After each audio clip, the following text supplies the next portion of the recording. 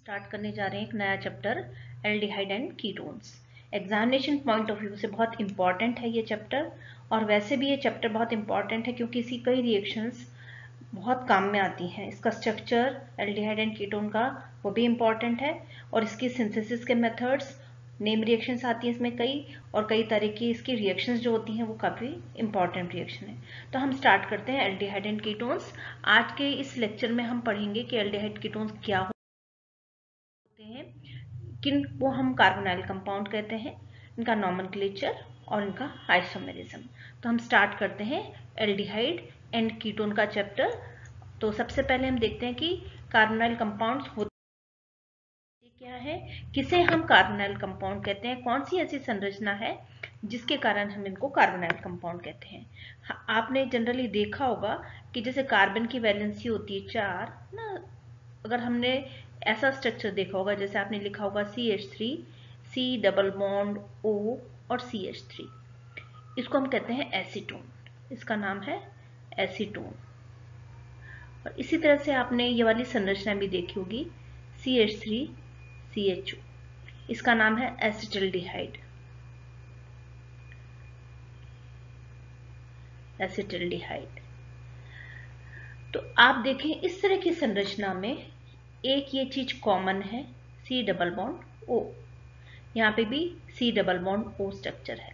तो हम सारी ऐसी संरचनाएं जिसमें कार्बन और ऑक्सीजन के बीच में डबल बॉन्ड होता है प्लस कार्बन की 2 वैलेंसी सब्स्टिट्यूटेड रहती है, इसको हम कहते हैं कार्बोनाइल कंपाउंड।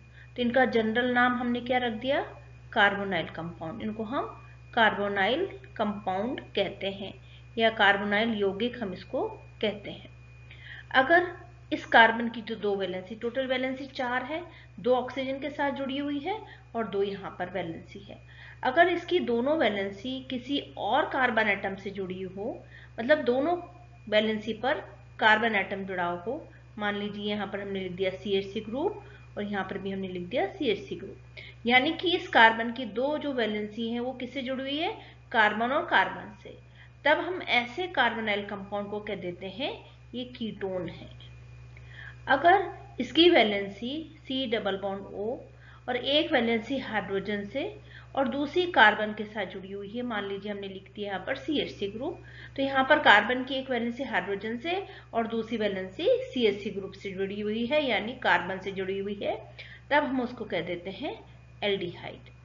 तो दोनों ही कार्बोनाइल कंपाउंड ही है, लेकिन अगर दोनों वैलेंसी कार्बन से जुड़ी हुई है तब कहलाती कीटोन, और एक वैलेंसी हाइड्रोजन से और एक वैलेंसी CH3 ग्रुप से या फिर कार्बन से जुड़ी हुई होती है तब उनसे कहते हैं एल्डिहाइड। और दोनों का कॉमन नेम जनरली हम कहते हैं कार्बोनाइल कंपाउंड्स। एल्डिहाइड और कीटोन को दोनों को मिलाकर जो नाम दिया जाता है वह है कार्बोनाइल कंपाउंड। तो कार्बोनाइल कंपाउंड्स काफ़ी इंपॉर्टेंट कंपाउंड्स हैं, और इनसे हम कई सिंथेसाइज कर सकते हैं, कई दूसरे प्रोडक्ट्स बना सकते हैं, और कई सारी रिएक्शंस होती हैं इसकी, क्योंकि यहाँ पर डबल बॉन्ड भी प्रेजेंट है और ऑक्सीजन भी प्रेजेंट है। तो यहाँ पर डबल बॉन्ड की एडिशन रिएक्शंस भी होती हैं, और ऑक्सीजन के कारण यहाँ पर न्यूक्लियोफिलिक रिएक्शंस भी होती हैं, न्यूक्लियोफिलिक एडिशन रिएक्शंस भी होती हैं। तो हम कार्बोनाइल कंपाउंड को स्टार्ट करते हैं। तो आपको समझ में आ गया होगा कार्बोनाइल कंपाउंड किसे कहते हैं, वे सारे ऑर्गेनिक कंपाउंड जिसके अंदर C double bond O present रहता है उसको हम कहते हैं कार्बोनाइल कंपाउंड। अगर C डबल बॉन्ड O की वैलेंसी दोनों ही कार्बन से जुड़ी हुई होती है उसको हम कहते हैं कीटोन, और एक वैलेंसी हाइड्रोजन से और एक वैलेंसी कार्बन से जुड़ी हुई होती है तो उसको हम कहते हैं एल्डिहाइड्स। तो अब हम नेक्स्ट देखते हैं इसका नॉमेनक्लेचर, हम किस तरह से इसका नामकरण करते हैं। तो जैसा कि आपको पता है नामकरण की 2 पद्धतियां होती हैं, 2 या 3 पद्धति है। तो हम पहला पद्धति हम देखते हैं नॉर्मल या फिर सामान्य पद्धति, या ट्राइबल सिस्टम जिसको हम बोलते हैं, ट्राइबल सिस्टम या फिर नॉर्मल पद्धति, सामान्य पद्धति जिसको हम सामान्य या रूढ़ पद्धति भी बोलते हैं, या रूढ़ पद्धति भी बोलते हैं। इससे अगर हम इसका नॉमेनक्लेचर या नाम रखते हैं तो किस तरह से हम इसका नाम रखेंगे। यहाँ पर यह माना गया है कि जो एल्डिहाइड्स हैं ये एल्डिहाइड किससे प्राप्त होते हैं, एसिड से प्राप्त होते हैं। तो ये जो भी एसिड का नाम है उस एसिड के नाम के आगे एल्डिहाइड लगा देते हैं तो वो उस एल्डिहाइड का नाम हो जाता है। जैसे हमको मिला फॉर्मिक एसिड। फॉर्मिक एसिड से मिला फॉर्मल्डिहाइड, फॉर्मल्डिहाइड। क्योंकि फॉर्मिक एसिड से मिला, इसका नाम लिख दिया, फॉर्म तो हमने वैसे लिख दिया और लास्ट में लगा दिया एल्डिहाइड।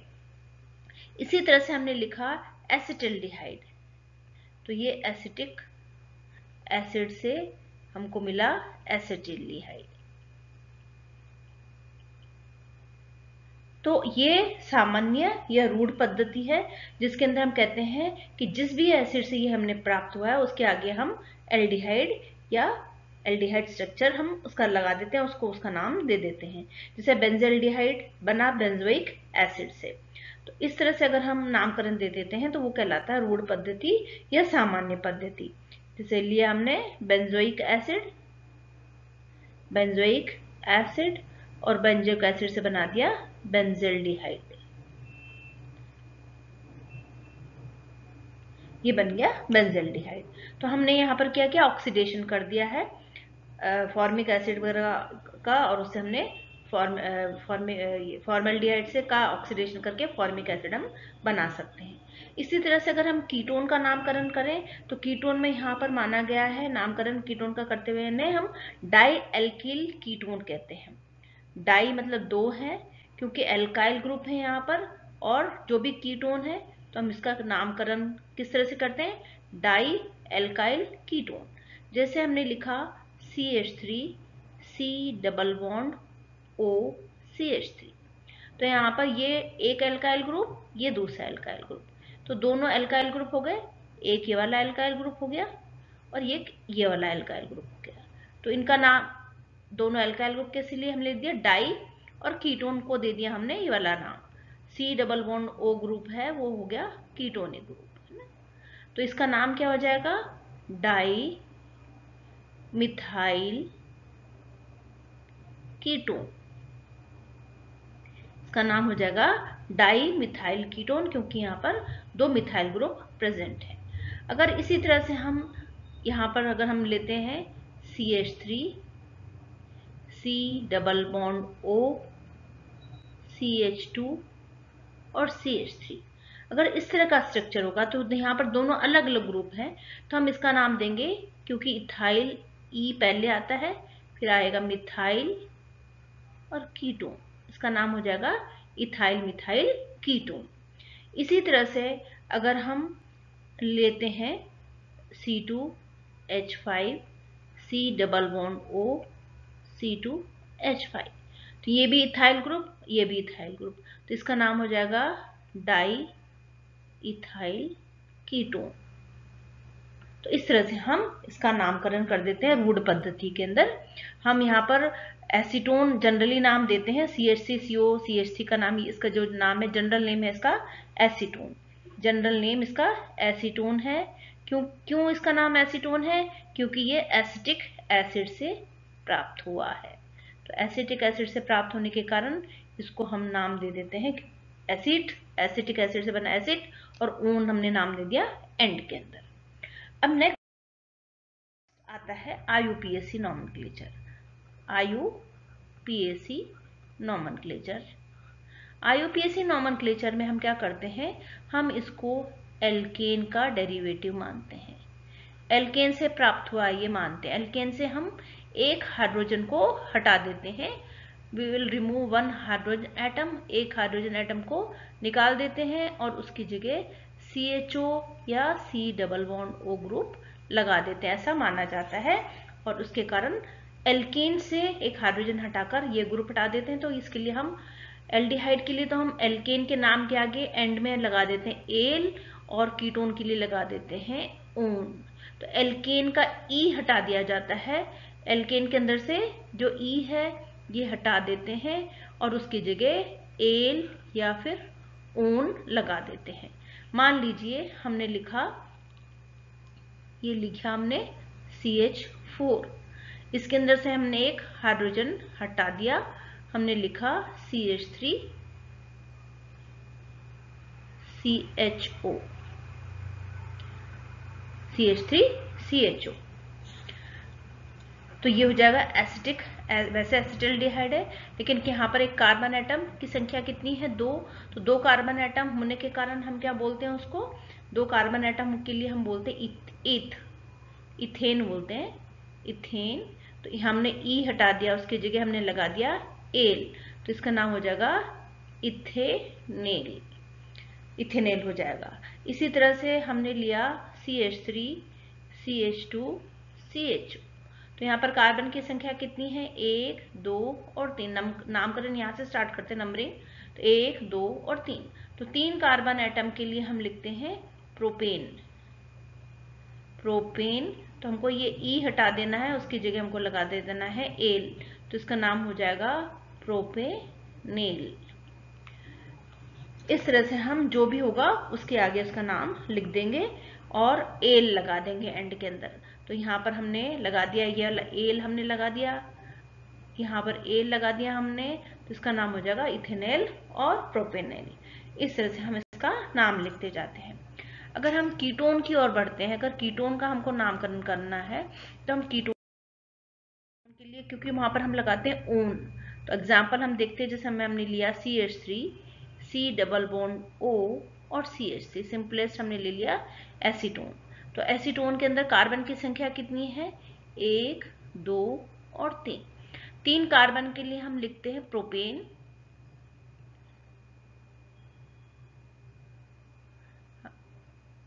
तीन कार्बन वाला एल्केन होता है प्रोपेन। हमको क्या करना है, ये वाला ई हटा देना है और उसकी जगह लगा देना है ओन।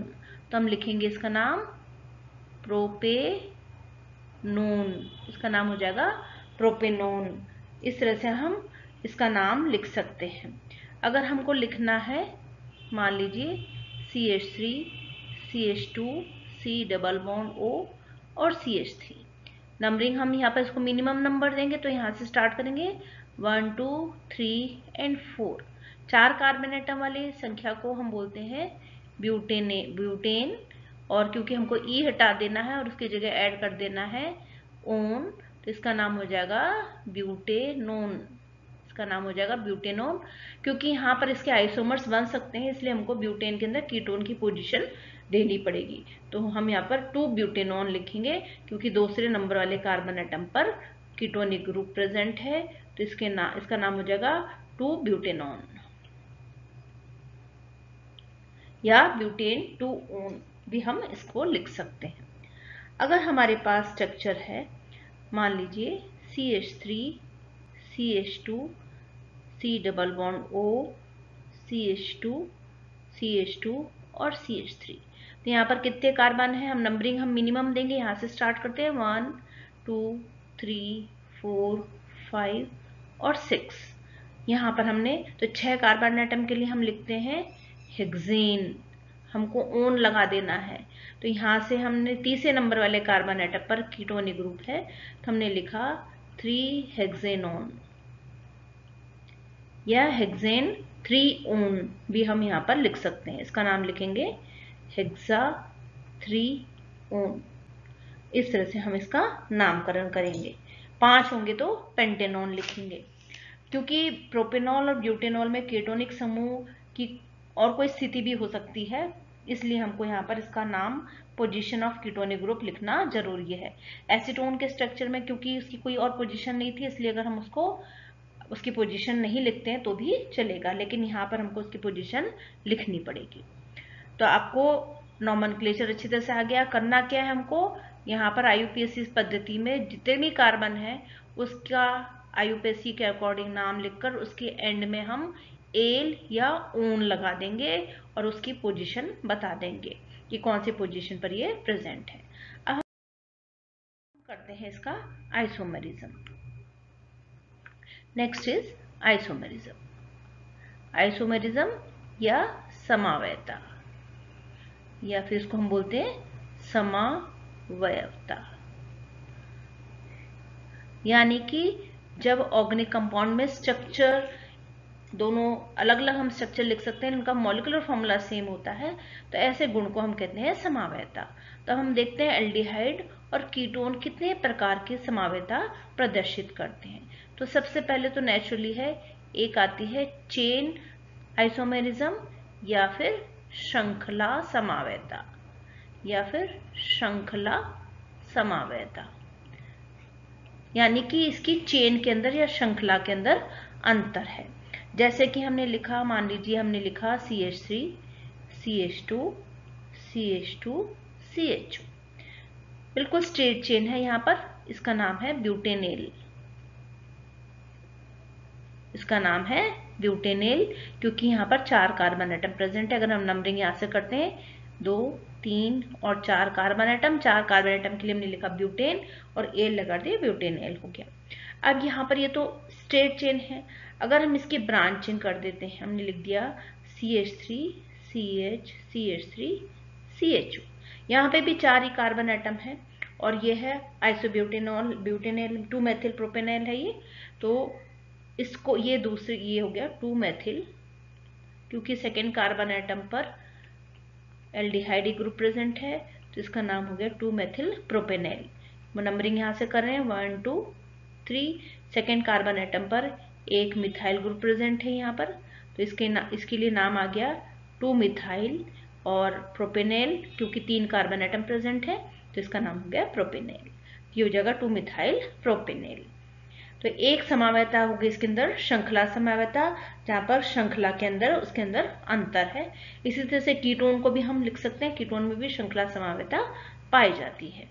दूसरा आता है स्थिति समवेता या पोजीशन आइसोमेरिज्म, पोजीशन आइसोमेरिज्म या फिर इसको हम बोलते हैं स्थिति समवेता, जहां पर स्थिति के अंदर अंतर है। जो ग्रुप है फंक्शनल ग्रुप, उसकी पोजीशन अलग अलग जगह पर दी हुई होती है, तो इसके कारण स्थिति समवेता पाई जाती है। जैसे कि हम लिखते हैं C5H10O, ये मॉलिक्यूलर फॉर्मूला है। इस मॉलिक्यूलर फॉर्मूला के हम कई तरह के कीटोन लिख सकते हैं, कीटोन की पोजीशन अलग अलग हो जाएगी। उस तरह से हमने मान लीजिए हमने लिखा CH3 CH2 CO CH2 और CH3। यहाँ पर टोटल जो कार्बन की संख्या 5 है, ऑक्सीजन है और हाइड्रोजन है। यहाँ पर कीटोन बिल्कुल मध्य में स्थित है, यहाँ पर C2H5 और यहाँ पर C2H5। अगर हम दूसरा स्ट्रक्चर लिखें इसका, हमने लिखा मान लीजिए CH3 C double bond O, फिर हमने लिखा CH2 और CH3। यहाँ पर कीटोन की पोजीशन दूसरे नंबर पे है, यहाँ पर कीटोन की पोजीशन तीसरे नंबर पे थी।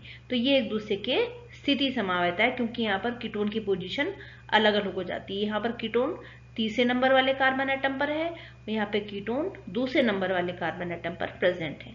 तो इस तरह की जो समवेता होती है इसको हम बोलते हैं मध्यावेता या मीजोमेरिज्म।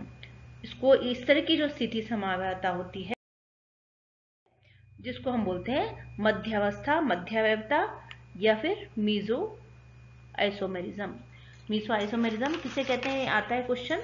तो मीसो आइसोमेरिज्म वह होता है जिसमें कि स्थिति के अंदर परिवर्तन होता है, इसको बोलते हैं मीसो आइसोमेरिज्म। मध्यावेता बोलते हैं मध्यावेता। अब थर्ड जो आइसोमेरिज्म है वह है फंक्शनल ग्रुप आइसोमेरिज्म, क्रियात्मक समूह समवेता। फंक्शनल ग्रुप या इसको हम बोलते हैं क्रियात्मक समूह समवेता या फिर आइसोमेरिज्म। जैसे कि नाम से आपको पता चल रहा है, यहाँ पर क्या है कि दोनों का मॉलिक्यूलर फॉर्मूला सेम है, लेकिन दोनों में उपस्थित क्रियात्मक समूह अलग अलग हो जाता है। जैसे कि हमने लिया कि हम जैसे मानते हैं एसीटोन हमने लिया CH3 C double bond O CH3, carbon की संख्या 3 है तो हम लिख दिए C3, हाइड्रोजन की संख्या 6 है और एक ऑक्सीजन है। अगर ये मॉलिक्यूलर फॉर्मूला है उससे हम एसीटोन लिख सकते हैं, तो उससे हम C2H5 CHO हम ये भी लिख सकते हैं, ये है एसिटिल्डिहाइड। तो एल्डिहाइड और कीटोन, इसके अंदर फंक्शनल ग्रुप क्या है, कीटोन है, और यहाँ पर फंक्शनल ग्रुप क्या है, एल्डिहाइड है। दोनों का मॉलिक्यूलर फॉर्मूला सेम है, एक आइसोमर ये है और दूसरा आइसोमर ये है। तो इस तरह से दोनों में फंक्शनल ग्रुप अलग अलग है तो फंक्शनल ग्रुप समावयता भी पाई जाती है। ऐसे में चक्रीय, इसके अंदर चक्रीय कंपाउंड भी हम लिख सकते हैं, हम एल्किन ऑक्साइड्स भी लिख सकते हैं। हमने जैसे लिखा प्रोपेनेल लिखा हमने, जैसे कई जैसे आइसोमरेज हमने लिखा CH3 CH2 CHO। फिर हम दूसरा आइसोमर लिख सकते हैं CH3 C double bond O CH3। हम इसका साइक्लिक स्ट्रक्चर भी लिख सकते हैं CH3 CH CH2 और O। ये प्रोपेनिल ऑक्साइड है। हम इसका एलील कंपाउंड भी लिख सकते हैं जिसके अंदर की डबल बॉन्ड हो CH2 double bond CH CH2 OH। तो ये भी इसके आइसोमर्स हैं, ये भी आइसोमर इसका, ये भी आइसोमर है, लेकिन यहाँ पर जो फंक्शनल ग्रुप है उनके अंदर अंतर है। तो इस तरह से हम फंक्शनल ग्रुप समावयता, तो एल्डिहाइड और कीटोन फंक्शनल ग्रुप समावयता भी प्रदर्शित करते हैं।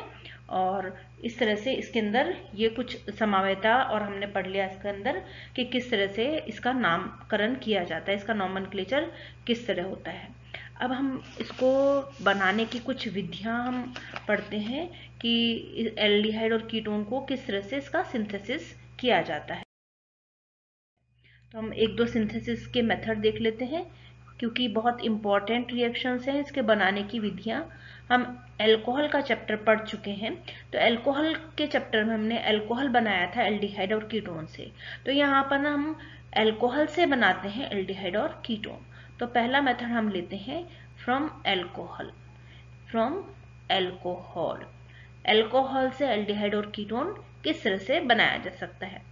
प्राइमरी अल्कोहल का ऑक्सीकरण करने पर एल्डिहाइड देते हैं और सेकेंडरी अल्कोहल का ऑक्सीडेशन से हमको कीटोन प्राप्त होते हैं। तो प्राइमरी जो अल्कोहल है वो क्या देते हैं हमको, एल्डिहाइड देते हैं, ये हम जानते हैं। और सेकेंडरी अल्कोहल जो है वो कीटोन देते हैं। हमको एल्डिहाइड कीटोन बनाना है तो हम एल्डिहाइड कीटोन इस वाली चीज से बना सकते हैं। और करना क्या होता है, हमको यहाँ पर ऑक्सीडेशन करना है, ऑक्सीकरण करना, एक ऑक्सीजन ऐड कर देना है हमको। ऑक्सीकरण करने से हमको ये मिल जाएगा। तो हमने जिससे मान लिया प्राइमरी अल्कोहल बनाना है, प्राइमरी अल्कोहल हम लेते हैं तो हमने लिया RCH2OH और इसका हमने ऑक्सीडेशन करा दिया। ऑक्सीडाइजेशन के लिए हम ऑक्सीडाइजिंग एजेंट काम में लेंगे, उससे इसका ऑक्सीडेशन कराते हैं। तो ये क्या करेगा, यहाँ से एक H बाहर निकल जाएगा, एक H यहाँ से बाहर निकल जाएगा और इस ऑक्सीजन के साथ मिलकर वो बना देगा जल का। ये बन जाएगा -CH2 निकल जाएगा। अब बचा क्या रह गया यहाँ पर R, एक हाइड्रोजन निकल गया तो यहाँ बचा रह गया CH और ये O। ये क्या बन गया, एल्डिहाइड। ये बन गया एल्डिहाइड। तो अल्कोहल से हम एल्डिहाइड बना सकते हैं और जल का एक अणु बाहर निकल जाता है। अगर हम यहाँ पर स्ट्रक्चर लेते हैं सेकेंडरी अल्कोहल, जैसे हमने लिया CHOH, ये सेकेंडरी अल्कोहल है। इसका अगर हम ऑक्सीडेशन कराते हैं तो यहाँ से एक H, यहाँ से एक H और हमने ये ऑक्सीजन दिया है तो क्या निकल जाएगा, ये वाटर। यहाँ से एक H निकला, यहाँ से एक H निकला, इस ऑक्सीजन के साथ मिलकर शॉर्टकट में अगर हम लिखें तो ये R और ये डबल बॉन्ड, तो ये क्या मिल गया हमको, कीटोन। तो एक एल्डिहाइड मिला, एक कीटोन मिला प्राइमरी अल्कोहल से और सेकेंडरी अल्कोहल से हमको एल्डिहाइड और कीटोन मिलते हैं। अब हम इस मेथड के कुछ एग्जाम्पल्स करेंगे नेक्स्ट रिएक्शन में। तो आज के लेक्चर में इतना ही। नेक्स्ट रिएक्शन में, नेक्स्ट वीडियो में हम इसके कुछ एग्जाम्पल्स करेंगे इस वाले मेथड के।